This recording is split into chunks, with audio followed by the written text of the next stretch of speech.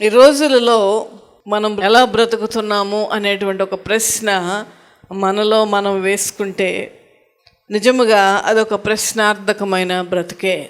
ప్రశ్నార్థకమైన బ్రతుకు అంటే ఏంటి? సేఫ్టీ ఎక్కడుందండి? ట్రైన్లో వెళ్దామంటే ట్రైన్లో యాక్సిడెంట్స్, బస్సులో వెళ్దామంటే బస్సు యాక్సిడెంట్లు, ఫ్లైట్లో వెళ్దామంటే ఫ్లైట్లు కూడా యాక్సిడెంట్సే. పోనీ మన సొంత కారులో వెళ్దామా అంటే అందులో సేఫ్టీ ఉందండి? మన సొంత కారులో వెళ్దామంటే అది కూడా సేఫ్టీ లేదు.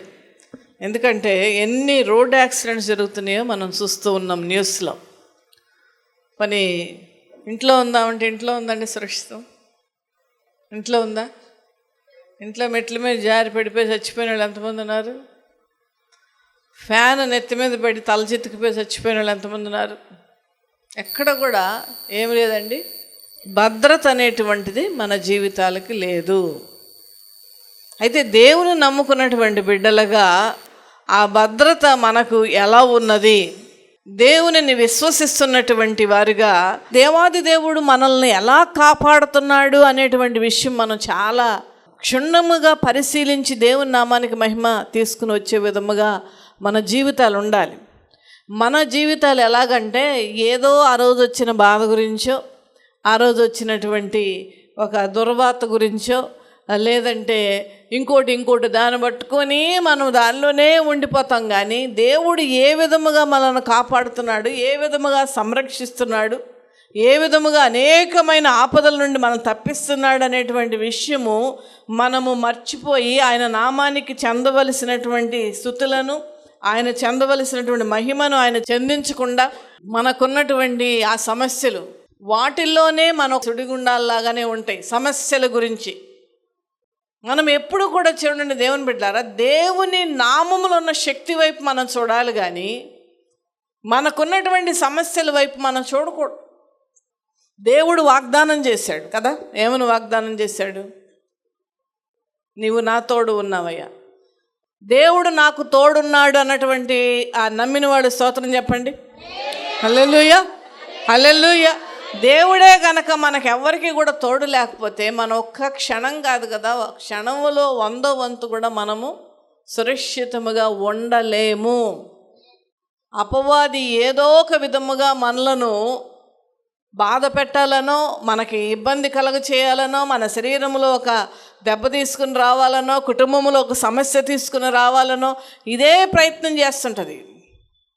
దేవుడు అట్ ద సేమ్ టైం దేవుడు కూడా అపవాది యొక్క కోరల నుండి మనం తప్పించాలని ఆయన క్షుణ్ణముగా ఆయన కళ్ళు మన మీద పెట్టి ఆయన కాపాడుతుంటాడు. హల్లెలూయా. అందుకనే వాక్యం ఏమని చెప్తూ ఉన్నదంటే, నిన్ను కాపాడువాడు కునుకడు నిద్రపోడు. ఆయన కునికాడంటే మన పని అయిపోయినట్టే లెక్క. ఆయనకు తెలుసు కనుకనే ఆయన కునకక మనలను కాపాడుచున్నటువంటి దేవుడు ఆయన. హల్లెలూయా, హల్లెలూయా. అయితే బోయోజు ఆ యొక్క రూతుతో ఒక మాట అంటాడు. 2వ అధ్యాయము 12వ వచనం. యెహోవా నీవు చేసిన దానికి ప్రతిఫలమిచ్చును. ఇశ్రాయేలు దేవుడైన యెహోవా రెక్కల క్రింద సురక్షితముగా ఉన్నట్లు నీవు వచ్చితివి. ఆయన నీకు సంపూర్ణమైన బహుమానం ఇచ్చునని ఆమెకు ఉత్తరం ఇచ్చును. చూసారండి, ఆయన నీకు సంపూర్ణమైన బహుమానం ఇచ్చును. దేవుడు ఏదైనా ఇస్తున్నాడు అని అంటే సంపూర్ణంగా ఉంటుంది. మనం ఏంటంటే కొంచెం పెట్టవా ఏదన్నా అంటే కొంచెం పెడతా ఉంటాం, ఏమన్నా అడిగితే కొంచెం ఇస్తూ ఉంటాం. కొంతమంది అసలు ఇవ్వనే అంటారు, లేదు అని అబద్ధాలు చెప్తారు. అయితే దేవాది దేవుడు ఏదైనా సంపూర్ణముగా ఇచ్చేవాడు. అంతటికంటే ఇక్కడ పైన మనం అక్కడ వాక్యం చూస్తే, ఇక్కడ చూద్దాం, యెహోవా రెక్కల క్రింద సురక్షితముగా నుండునట్లు నీవు వచ్చితివి. యెహోవా రెక్కల కింద ఏమున్నదండి? భద్రత ఉన్నది. యెహోవా రెక్కల కింద సురక్షితముగా నీవు నీ కుటుంబం జీవించగలదు. ఆయన రెక్కల నీడను నీకు ఆశ్రయం ఉన్నది అని 91వ కీర్తనలో కూడా మనం తెలియజేస్తూ ఉంటారు. హల్లెలూయా, హల్లెలూయా. చూడండి, ఆ రెక్కల నీడన మనకి సురక్షితమైనటువంటి బ్రతుకు ఉన్నది. ఆయన రెక్కల నీడన ఏమున్నదండి? సురక్షితమైనటువంటి ఒక భద్రత ఉన్నది. బోయేజ్ అదే చెప్తున్నాడు, అక్కడి నుండి వచ్చేసావు, అక్కడ ఏమాత్రము కూడా ఆ మోయాబు దేశంలో నీకు ఏమాత్రం భద్రత లేదు, అక్కడికి నీకు ఒక బ్రతుకు లేదు, అక్కడ నువ్వు తినటానికి కూడా తిండి లేదు, అక్కడ నీకు సంరక్షణ లేదు, సురక్షితమైన జీవితం అక్కడ నీకు లేదు. కానీ నువ్వు ఇక్కడికి వచ్చావు. దాని అర్థం ఏంటంటే ఆయన రెక్కల నీడన నీకు సురక్షితమైన జీవితము ఉన్నది. హల్లెలూయా, హల్లెలూయా. చూడండి దేవుని బిడ్డారా, మనం ఏమీ చేయక్కర్లేదండి, ఏమీ కూడా చేయక్కర్ల. మనం చేయవలసింది ఏంటంటే ఆయనను ఆశ్రయించుటే. హల్లెలూయా. ఆశ్రయించుట అంటే ఏంటంటే, దేవా నీవే నాకు దిక్కు, నీవే నాకు అండ, ప్రభువా ఈ సమస్య నాకు ఉన్నది, నా జీవితంలో ఈ ఇబ్బంది ఉన్నది, నా యొక్క బిడల విషయంలో ఈ కష్టం ఉన్నది, నీవు మాత్రమే చేయగలిగిన దేవుడు గనక నీవే దీనిని సమర్థించుము, నీవే దీనిని పరిష్కరించుము అని అడగడమే, అంతేనండి. హల్లెలూయా, హల్లెలూయా. చాలామంది ఏం చేస్తారంటే మనుష్యులను ఆశ్రయిస్తూ ఉంటారు. మీరు దేవునికి ప్రార్థన చేయండి, మీరు దేవునిని ఆశ్రయించండి, మీరు దేవుని సన్నిధిలో సమయం గడపండి, ఆ తర్వాత దేవుని సేవకుల దగ్గర రావాలి. హల్లెలూయా. అప్పుడు పటిష్టముగా ఉంటుంది. ఎంత పటిష్టముగా ఉంటుందంటే అద్భుతమైనటువంటి కార్యాలు ఆ సమయంలో నీవు చూస్తావు నీ జీవితంలో. హల్లెలూయా, హల్లెలూయా. ఎందుకనగా అపాయకరమైనటువంటి పరిస్థితులు మనకు ఎదురవుతాయి, అపాయకరమైనటువంటి ఇబ్బందులు మనకు ఎదురవుతాయి. అది జీవితంలో సైకలాజికల్ అని అవనివ్వండి, ఉద్యోగరీత్యా అవనివ్వండి, ఆర్థికమైన ఇబ్బందుల గురించి అవనివ్వండి, లేదంటే ఒక కుమార్తె కుమారుడు. ఈ మధ్యకాలంలో ఎక్కువగా ఫోన్స్ నాకు అదే వస్తున్నాయి. ఏంటంటే మా అబ్బాయి చదవట్లేదండి, నా అబ్బాయి మాట వింటలేదు, వాళ్ళకి భవిష్యత్తు. నాకు నిజంగా మేము చాలా భారంగా శనివారం ప్రార్థన చేస్తున్నాం. ఏమనంటే రానున్న దినాలలో, అంటే ఇంకొక 20-25 సంవత్సరాల్లో అసలు ఆ సంఘములో యూత్ బిడ్డలు ఎలా ఉండబోతూ ఉన్నారు, యవన బిడ్డలు. దేవుని సేవకులుగా మీకు తెలియజేసేటువంటి నా అతి వినమైన విన్నపం ఏంటంటే, మీ బిడ్డల గురించి మీరు అంగలార్చండి, మీ బిడ్డల గురించి మీరు ప్రార్థన చేయండి. వారు సరైనటువంటి మార్గములో ఉండాలి, అది ఖచ్చితం. ఇదివరకటిలాగా లేదు రోజులు. సాతాను సెల్ ఫోన్ ఒకటి తీసుకొచ్చి పెట్టింది. యవన బిడ్డల యొక్క భవిష్యత్తు ఏంటండి? రేపు ఒక 20 సంవత్సరాల తర్వాత ఎవరుంటారు మందిరాల్లో? దేవుని భారం వహించేటువంటి వారెవరు? దేవుని సేవ చేసేటువంటి వాళ్ళు ఎవరు? కనుక ప్రభువా, సంఘాలలో 2-3 యవన బిడ్డలను మీరు లేపుకోండి ప్రభువా అని మేము బహుభారంగా ప్రార్థన చేస్తున్నాం. వాళ్ళు ఏం చేయాలంటే వాళ్ళను, తోటి స్నేహితులను, మందిరానికి వచ్చేటువంటి వారు దేవుని విషయం చెప్పి ఆ యొక్క సాతాను కబంధ హస్తాల నుంచి బయటకు తీసుకుని రావాలి. మనం ఎరగాలి దేవుని బిడ్డలారా, మనమందరము కూడా అది ఎరిగి ఉండాలి. నీ ప్రత్యర్థి, నీ యొక్క మరి శత్రువు ఎలా నిన్ను టార్గెట్ చేస్తున్నావు అనేటువంటి విషయం మనకు తెలియాలి. అందుకనే బహు జాగ్రత్తగా మనము జీవితంలో ముందుకు అడుగు వేయాలి దేవుని బిడ్డలారా. భయంకరమైనటువంటి దినాల్లో మనం ఉన్నాం. మీ బిడ్డలు అవనివ్వండి, మీ మానవ సంతానం అవనివ్వండి, వారి గురించి బహుభారంగా ప్రార్థన చేయండి. యెహోవా రెక్కల నీడన మాత్రమే సురక్షితమైన జీవితము ఉన్నది. ఆ రెక్కల నీడను మనం ఆశ్రయించకపోతే ఏ టైంలోనైనా ఒక గద్ద వచ్చి కోడి పిల్లని ఏ విధంగా ఎత్తుకెళ్ళి వెళ్ళిపోతుందో ఆ విధముగానే మన జీవితాలలో అపాయకరమైనటువంటి పరిస్థితులు వస్తాయి. వాక్యం చెప్తుంది, ప్రభువే చెప్పారు, అంత్య దినాలలో అపాయకరమైన కాలములు వస్తాయని దేవుడు వార్నింగ్ ఇచ్చాడు మనందరికీ కూడా. దేవుని బిడ్డలారా, అయితే మనకు భయపడవలసిన పని లేదు. చేయవలసింది ఎంత ఏంటంటే దేవుని రెక్కల నీడన మనం ఆశ్రయించుటే. హల్లెలూయా, హల్లెలూయా. నిద్ర పట్టకుండా ఎంతమంది బాధపడుతున్నారండి ఈ రోజుల్లో? నిద్ర రాకుండా చాలామంది అంటున్నారు. నిద్ర రాకపోవడం పెద్ద జబ్బైపోయింది, నిద్ర పట్టదు. ఎందుకు పట్టదు?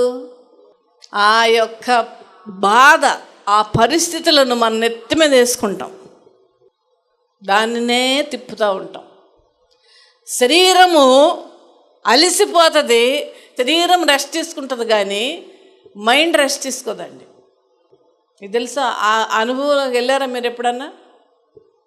నిద్రపోతాం, నిజంగా నిద్రపోతాం, శరీరం రెస్ట్ తీసుకుంటుంది కానీ మైండ్ రెస్ట్ తీసుకోవు. అటువంటి పరిస్థితి శరీరమునకు చాలా చాలా ఒక అనారోగ్యం తీసుకుని వచ్చేది. బ్రెయిన్ రెస్ట్ తీసుకోకపోతే, బ్రెయిన్కే కదండి శరీరం అంతా కనెక్ట్ అయి ఉంటుంది.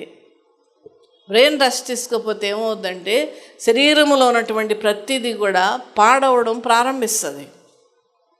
చాలామంది డాక్టర్స్ దగ్గరికి వెళ్తున్నారు, నిద్ర పట్టట్లేదు. అది చాలామంది డాక్టర్స్ దగ్గరికి వెళ్ళి వాళ్ళ బాధను చెప్పుకుంటూ నాకు ఇలాంటి పరిస్థితి వస్తుంది, నాకు ఎలాంటి పరిస్థితి వస్తుంది. కష్టములో నష్టములో ఆయన తోడుంటాడు, మరింతగా తోడుంటాడు. మిగతా రోజుల్లోగా కాదు, నువ్వు ఒకవేళ ఒక బాధలో కానీ ఒక ఇబ్బందిలో కానీ నువ్వు కొట్టుమిట్టాడుతున్నప్పుడు ఇంకా ఎక్కువగా దేవుడు మనకు తోడుంటాడు. హల్లెలూయా. నీవు నా తోడు ఉన్నావయ్యా, నాకు భయమేలా నా యేసయ్య. యేసయ్య వద్ద మాత్రమే ఈ సురక్షితమైన జీవిత విధానము ఉన్నది. హల్లెలూయా, హల్లెలూయా. అందుకనే కీర్తన గ్రంథంలో కూడా ఏమని రాయబడి ఉందంటే 4వ అధ్యాయము 8వ వచనంలో ఒక చక్కని మాట ఇక్కడ రాయబడి ఉంటుంది. చదువుదాం ఒక్కసారి. యెహోవా నెమ్మదితో పండుకొని నిద్రపోవుదును, నేను ఒంటరిగా ఉండినను నీవే నన్ను సురక్షితముగా నివసింపచేయుదువు. హల్లెలూయా. ఈ సాయంకాల సమయంలో మనం మాట్లాడి లేదంటే మన వాక్య ధ్యానం చేసేది ఏంటంటే సురక్షితము, సేఫ్టీ. దేవుడు కూడా వాక్య ప్రకారము మనలందరినీ, మిమ్మల్ని ఏంటి ఎవరినైనా సరే వాక్య ప్రకారం మనల్ని హెచ్చరిస్తున్నాడు దేవుడు. నా రెక్కల నీడన మీకు సురక్షితమైనటువంటి ఒక కృప ఉన్నది, ఆశ్రయించండి నా రెక్కల నీడను. అప్పుడు ఆయన ఏం చేస్తాడంటే ఆయన రెక్కలతో మనలను కప్పుతాడు. హల్లెలూయా. అయితే చూడండి దేవుని బిడ్డలారా, ఈ సమస్యల సుడిగుండములో మనము కొట్టుకొని నిద్ర పట్టని పరిస్థితులు ఉంటాయి. అందుకనే ఇక్కడ ఈ కీర్తనకారుడు ఏమంటున్నాడంటే యెహోవా నెమ్మదిగా పండుకొని నిద్రపోవుదును, నెమ్మదిగా పండుకొని నేను నిద్రపోదు. అందుకనే రాత్రి సమయంలో మీ అందరూ చేస్తున్నారని నేను విశ్వసిస్తూ ఉన్నాను. రాత్రి సమయంలో అందుకనే ప్రభువుతో మనం మాట్లాడాలి. పగలంతా మమ్మల్ని కాపాడేవయ్యా, సంరక్షించేవయ్యా, నీకు వందనాలు నాయన అని ముందుగా ఆయన కాపాడిన విధానాన్ని, నేను అనేక ప్రయాణాలు నేను చేశాను, బండి మీద వెళ్ళాను, ఆటో మీద వెళ్ళాను, వాటన్నిటిలో కూడా నాకు సురక్షితమైనటువంటి ఒక ప్రయాణాన్ని ఇచ్చావు, బాగా భోంచేయడానికి కృపనిచ్చావు. కనుక దేవుడు చేసినటువంటి ప్రతి దానిని బట్టి ప్రతి రాత్రి పడుకుంటున్నప్పుడు దేవునికి కృతజ్ఞతాస్తుతులు అర్పించాలి. హల్లెలూయా.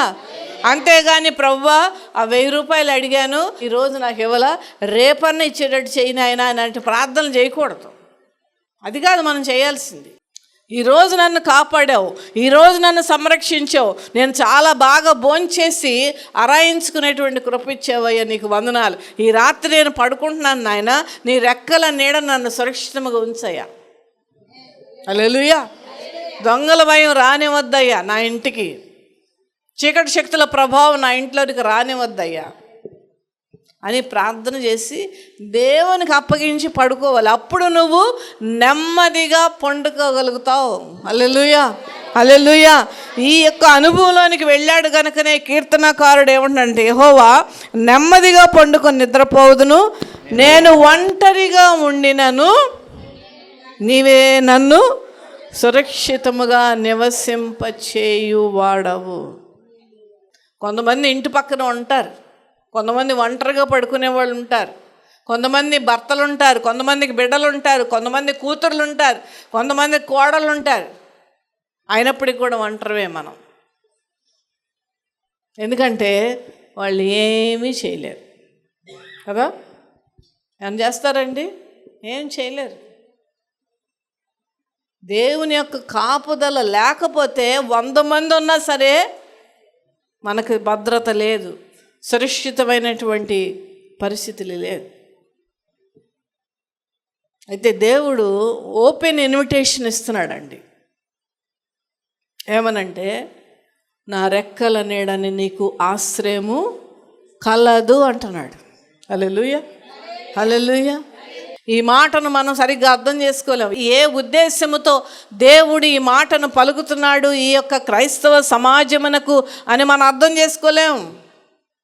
ఆయన రెక్కల నీడన ఆశ్రయం అంటే ఏంటంటే, ఏ సమస్య అయినా, ఏ ఇబ్బంది అయినా, ఏ కష్టమైనా, ఏ రోగమైనా, ఎట్లాంటిదైనా ఆయన యొద్ద చేరి ఆ రెక్కల నీడను మనం ముడుచుకొని, ప్రభువా నాకున్న సమస్యలన్నీ నీకే అప్పగిచ్చేస్తున్నాను, నీకు వివరంగా నేను చెప్పాల్సిన పని లేదు ప్రభువా, నీకు అన్నీ తెలుసు, వాటిని పరిష్కరించగలిగే దేవుడు కూడా నీవే నాయనా అని చెప్పేసి మనం ఆయన ఆశ్రయించితే అనేక మందికి జరిగేటువంటి విషయాలు మన జీవితంలో ఎందుకు జరగట్లేదని అంటే దేవుని యొక్క కాపుదల.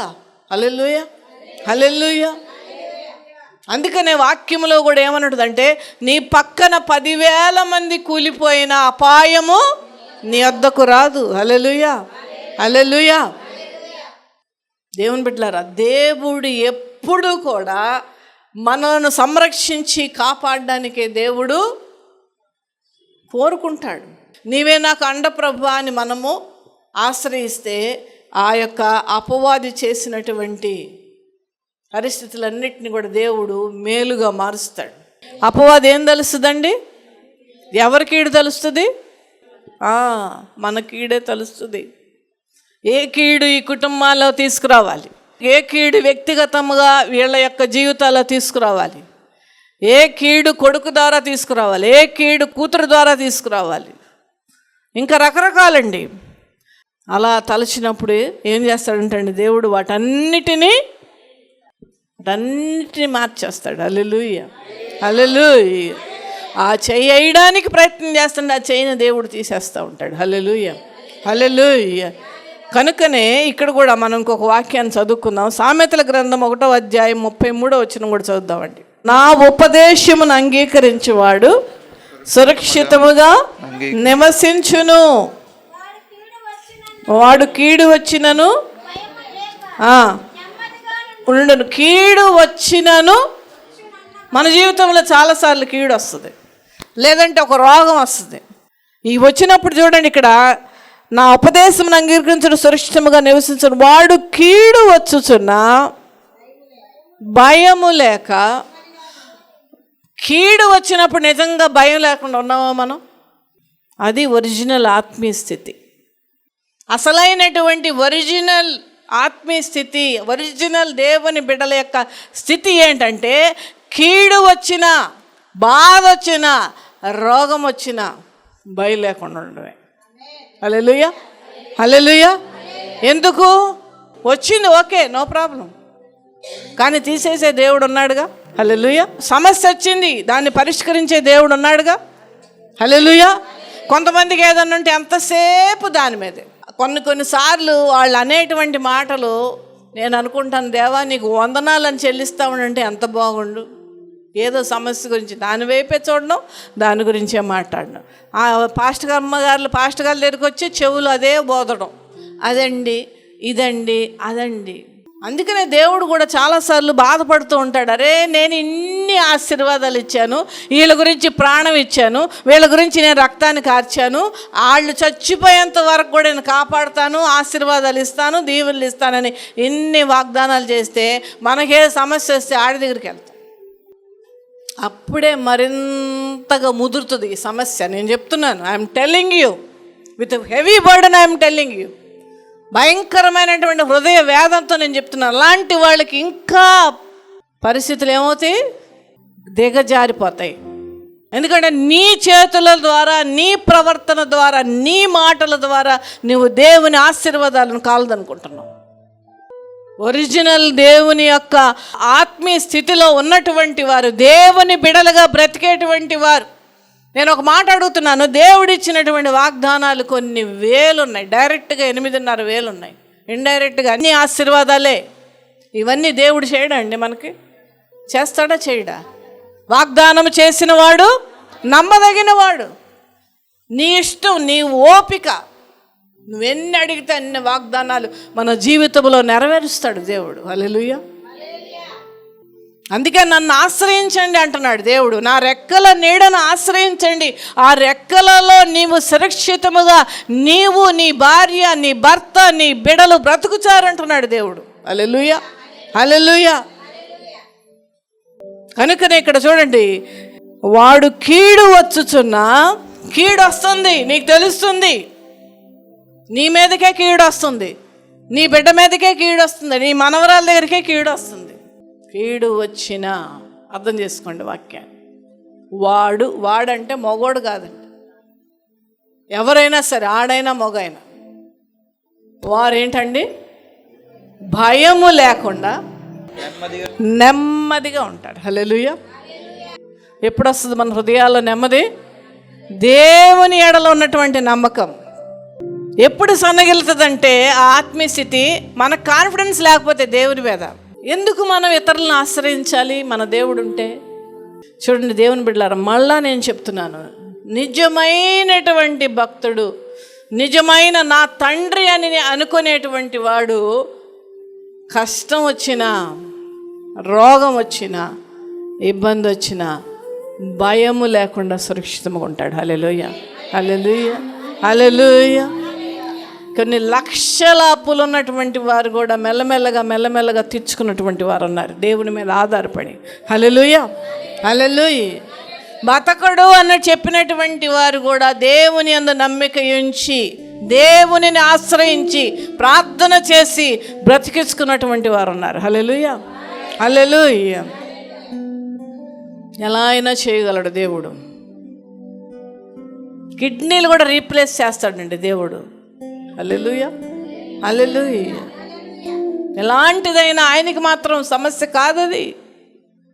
కనుక మన జీవితంలో ఏ విధమైనటువంటి భయం వచ్చినప్పటికీ కూడా మీరు నెమ్మదిగా ఉండండి. హల్లెలూయా, హల్లెలూయా. ఆశ్రయించేటువంటి దేవుడు తన హస్తము చాపడానికి సిద్ధముగా ఉన్నాడు. హల్లెలూయా. ఆ యొక్క నీతి గల తన దక్షిణ హస్తముతో మనల్ని ఆదుకుంటాడు. హల్లెలూయా, హల్లెలూయా. ఆదుకుంటాడంటే అర్థం ఏంటండి? ఆదుకోవడం అంటే ఏంటంటే తిరుగు లేకుండా సహాయం చేయడు. హల్లెలూయా, హల్లెలూయా. అది ఎలాంటి నడి సముద్రంలో నువ్వు కొట్టుకుపోతున్నా సరే, ఆయన బలమైన హస్తము, ఆ నీతి గల హస్తము ఆయన చాపి మన చెయ్యి పట్టుకొని ఆయన లేవనెత్తుతాడు. ప్రభు నామన మహిమ కలుగును గాక. చప్పట్లు కొట్టి దేవుని నామాన్ని మహిమపరచాడు. హల్లెలూయా, హల్లెలూయా. ఈ రకమైనటువంటి యాటిట్యూడ్ మనం చూపిస్తే అపవాది మన నుండి పారిపోద్దండి. ఏం చేస్తుంది? పారిపోద్ది. అపవాది పారిపోవాలా, మన ఇంట్లో ఉండి మనం పెట్టే తిండి తినాలా? టీ ఇస్తామంటే తాగేయాలి, మరి ఉండాలా, వెళ్ళిపోవాలండి. వెళ్ళిపోవాలి అని అంటే నీది కానీ నాది కానీ ఆత్మీయ స్థితి అలా ఉండాలి. ఎలా ఉండాలి చూడండి. వాడు కీడు వచ్చుచున్నా భయము లేకుండా నెమ్మదిగా ఉండును. దేవుని బిడ్డలారా, కీడు వచ్చుచున్నా, ఈ యొక్క యాటిట్యూడ్ అంటే కరెక్ట్గా ఏం చెప్పాలంటే ఈ విధమైనటువంటి ప్రవర్తన మనం చూపిస్తే అపవాది పారిపోద్ది ఫస్ట్. రెండోది ఏంటంటే దేవుడు సంతోషిస్తాడు. హల్లెలూయా, హల్లెలూయా. దేవుడు సంతోషిస్తాడు. నా బిడ్డ నా మీద విశ్వాసం ఉంచిందని దేవుడు సంతోషపడతాడు. వాక్యం ఏమని చెప్తుంది? విశ్వాసము లేకుండా దేవునికి ఇష్టలై ఉండట అసాధ్యం. లేవికాండము 25వ అధ్యాయం. ఇప్పుడు మనమందరం కూడా దేవుని యొక్క సురక్షితమైనటువంటి హస్తము, సురక్షితమైనటువంటి మరి కాపుదల కావాలని మనం కోరుకున్నాం, పాట కూడా పాడుకున్నాం. అపవాది తలచిన కీడులన్నీ మేలైపోవును అని బాగా పాడుకున్నాం, చాలా బాగుంది. అవన్నీ మన జీవితంలో జరగాలంటే ఇక్కడ ఒక క్లూ ఉందండి, అది చెప్తున్నాను మీకు. రక్షణ దేవుడు మీకు ఉచితముగా ఇస్తాడు. ఆశీర్వాదాలు కాపుదల కావాలంటే మన ఖచ్చితంగా మన ఆత్మీయ స్థితిలో మార్పు రావాలి. అదే కోరుకుంటున్నాడు దేవుడు, ఇంకేమంటలేదండి. నీ ఆస్తి అడగట్ల, నీ అంతస్తు అడగట్ల. 17 నుంచి చదువమ్మా. మీరు ఒకరినొకరు బాధింపక నీ దేవునికి, మీరు ఒకరినొకరు బాధింపక నీ దేవునికి నిన్ను సంరక్షించే దేవునికి, నిన్ను కాపాడే దేవుడికి, నిన్ను స్వస్థపరిచేటువంటి దేవుడికి, ప్రతి దినము నిన్ను పోషించేటువంటి దేవుడికి, నీ యొక్క జీవితం మొత్తము కూడా కాపాడేటువంటి దేవుడికి నీవు భయపడాలి. హల్లెలూయా, హల్లెలూయా. భయపడ్డవంటే నా దేవుడు ఏమనుకుంటాడో, నేను ఇలా ప్రవర్తిస్తున్నాను, అమ్మో వద్దు, చేయకూడదు ఈ పని, అది భయం అంటే. నీ దేవునికి భయపడవలని మొదటిది. రెండోది, నేను మీ దేవుడైన యెహోవాను, కాబట్టి మీరు నా కట్టడలను నా విధులను గైకొని. నా కట్టడములు అంటే దేవుడు ఏమేం చెప్పాడో వాక్యములో అవన్నీ మనము చెయ్యాలి. తర్వాత నా విధులను గైకొని వాటిని అనుసరించి నడుచుకోవాలి. ఆజ్ఞలను కట్టడలు అనుసరించి నడుచుకున్నట్లు అప్పుడు మీరు ఆ దేశంలో సురక్షితముగా నివసించెదరు. ఆ భూమి ఫలించును. హల్లెలూయా. ఫలించును మన భూమి. మీరు తృప్తిగా బుధించి దానిలో తృప్తిగా బుధించి, దేనిలో, ఏ దేశములో నువ్వు ఉంటున్నావో ఆ దేశములో నీవు సురక్షితముగా నివసించదవు. హల్లెలూయా. ఇవన్నీ కూడా మనకు అవసరమైనవే. అవన్నీ కూడా మన జీవితంలో నెరవేర్చబడాలంటే ఆయన కట్టడములు, ఆయన ఆజ్ఞలను గైకొని వాటిని అనుసరించి నడవాలి. దేవుడు ఎన్ని చెప్పాడండి మనకి? అబద్ధం ఆడొద్దు అన్నాడు. మానేసామా అబద్ధాలు? మానేసిన వాళ్ళకి దేవుడు దీవించను కాదు. ఒకరినొకరు ప్రేమగా ఉండమన్నాడు. ఒకరినొకరు ప్రేమించుకోవాలి. క్రీస్తు ప్రేమను ఇతరులకు పంచాలి. ఇంకా ఏమన్నాడు అండి? నిన్ను వలె నీ పొరుగు వారిని ఒక్క మాట అంటే పడమండి మనం, సంవత్సరాలు నడిచిపోతుంది.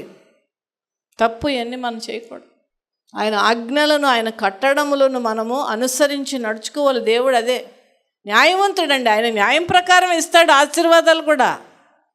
మీరు అలా చేస్తుండండి, ఎన్ని దీవెనలు నీ మీద కుమ్మరిస్తాడో దేవుడు, నువ్వే తట్టుకోలేవు.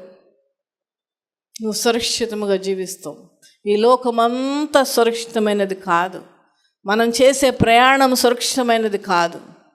ఇంట్లోనే కరెంటు షాక్ కొట్టి చచ్చిపోవచ్చు. తిరుగుతున్న ఫ్యాన్ నెత్తి మీద పడి చచ్చిపోవచ్చు. మెట్ల మీద కాలు జారి పడిపోయి తల బద్దలయ్యి చచ్చిపోవచ్చు. ఎంతో మరి సురక్షితమైనటువంటి ప్రదేశాల్లో మనమేమీ లేవు. రోజు రోజుకి అది పెరిగిపోతుంది. మీరు గమనిస్తున్నారా లేదు? రోడ్డు యాక్సిడెంట్స్ నెలకి కొన్ని వేల మంది చచ్చిపోతున్నారు భారతదేశంలో. రోగాలు ఎలా వస్తున్నాయండి? హార్ట్ అటాక్లు ఎలా వస్తున్నాయి? చిన్న చిన్న పిల్లలు చూడండి. ఇట్లాంటి అభద్రతమైనటువంటి ఈ యొక్క ప్రపంచంలో మనం బ్రతుకుతూ ఉన్నప్పుడు ఆ సురక్షితమైనటువంటి దేవుని కాపుదల మనకు రావాలనంటే ఆయన కట్టడములు, ఆయన ఆజ్ఞలను మనం గైకొని వాటి ప్రకారము మనం నడుచుకోవాలి. అదే కోరుకుంటున్నాడు దేవుడు. ఆయనకి ఇష్టమైన బిడ్డలముగా మనం బ్రతుకుచు ఈ లోకములో మరి ఏ విధమైనటువంటి భయాందోళన మన జీవితంలో వచ్చినప్పటికీ కూడా ఎక్కడికో పరిగెట్టేటువంటి పరిస్థితులు వద్దు మనకి. నా రెక్కల నీడను నువ్వు ఆశ్రయించు అంటున్నాడు దేవుడు. ఎందుకనగా ఆయనకు విపరీతమైన ప్రేమ నీ మీద ఉన్నది. హల్లెలూయా, హల్లెలూయా. నీకు ఒక జీవితాన్ని ఇచ్చాడు ఆయన, నీకు ఒక కుటుంబాన్ని ఇచ్చాడు, నీకు ఒక సంపాదన ఇచ్చాడు. నువ్వు నోట్లోకి రోజున చేతులు వెళ్తున్నాయి అంటే అది ఆయన కృపే. ఈ రోజున మనం అందరం కూడా బ్రతికున్నామంటే ఆయన కృపే. హల్లెలూయా. ఉన్నాయి కొన్ని సమస్యలు అందరిలోనూ ఉంటాయి, కానీ కీడు వస్తున్న భయము లేక సురక్షితంగా ఉండేటువంటి పరిస్థితి మన జీవితంలో తీసుకుని వస్తుంటే దేవుడే మన పక్షాన నిలవబడి యోధుడుగా, సమర్థుడుగా, సర్వోన్నతుడిగా, సర్వశక్తిమంతుడిగా, సైన్యములకు అధిపతి యెహోవాగా మన పక్కన నిలబడి యుద్ధం చేస్తాడు. హల్లెలూయా. ఆ సురక్షితమైనటువంటి ఆ కృప మనందరికీ అనుగ్రహిస్తాడు. అందుకనే ఈ రోజున ఈ వాక్యం మన మధ్యన పంచి ఉన్నాడు. కనుక భయపడొద్దు, దిగులు పడొద్దు. అపవాది తలచిన కీడులన్నీ మనకి మేలైపోతాయి. అన్ని మేళ్లలో మనకిస్తాడు దేవుడు, మనం ఆయన ఆజ్ఞలను, ఆయన కట్టడములు గైకొని దాని ప్రకారం నడుచుకుంటే.